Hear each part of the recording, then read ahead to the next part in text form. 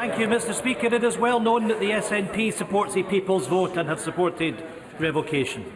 But all the way through this process, right back to 2016, the SNP and the Scottish Government have sought compromise. We have published document after document Scotland's place in Europe. We know that Michel Barnier has read it. He said it's an interesting document. Why does the Prime Minister continue to ignore Scotland's voices? Why she has restricted herself to inviting the Leader of the Opposition? Why has she not invited the Scottish Government and the Welsh Government into formal talks? Why is it that Scotland's voices are being ignored by this Prime Minister and this Government? Prime Minister! Honourable gentleman, I'm actually meeting the First Minister of Scotland later today, and we'll be talking with her about the event of Scotland.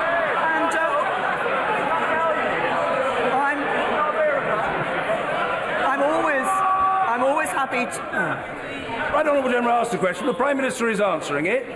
Let us hear fully and courteously the answer. The Prime Minister. Thank you, Mr Speaker. As I say, I'm meeting the First Minister of Scotland today, I'm meeting the First Minister of Wales later today, but the Right Honourable Gentleman says, why had I offered to meet with the Leader of the Opposition? I'm happy to meet with members across this House to discuss the Brexit issue, but I think I'm right in saying that the Leader of the Opposition and I both want to ensure that we leave the European Union with a deal, whereas, of course, the Right Honourable Gentleman, as he's just said, has a policy of revoking Article 50. That means not leaving the European Union at all. Mr Ian Blackford. Mr Speaker, what I did ask about was formal talks. I'm well aware that my friend and colleague is meeting with the Prime Minister this afternoon.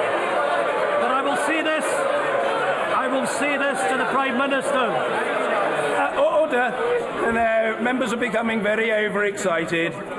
Very overexcited. The Right Honourable Gentleman has a right to be heard, and he will be heard. Mr Ian Blackford. Thank you, Mr Speaker, and let me make it clear that the voices of Scotland will not be shouted down by Conservatives in this House. The important factor here, Prime Minister, is you're having formal talks with the Leader of the Opposition. Scotland will not accept a Tory or a Labour Brexit. Scotland voted to remain in the European Union, and we simply will not be dragged out against our will. Will the Prime Minister now engage in formal talks with the Scottish Government, with the Scottish National Party and other opposition parties to make sure our voices are heard, and that desire to stay in the European Union, the best deal for all of us, is listened to and is respected? I've just said to the gentleman, as he knows, because he and I have met before and talked about these issues, as I have done with other party leaders across this House. I'm always happy to meet party leaders across this House. I want to find a way forward. I want to find a way forward that delivers on the referendum, that delivers Brexit, and does it as soon as possible, that does it in a way which means we don't have to fight the European parliamentary elections, and does it in an orderly way for this country. And he talks about voices from Scotland. I can assure him there are indeed strong voices for Scotland in this House. They sit on the Conservative benches.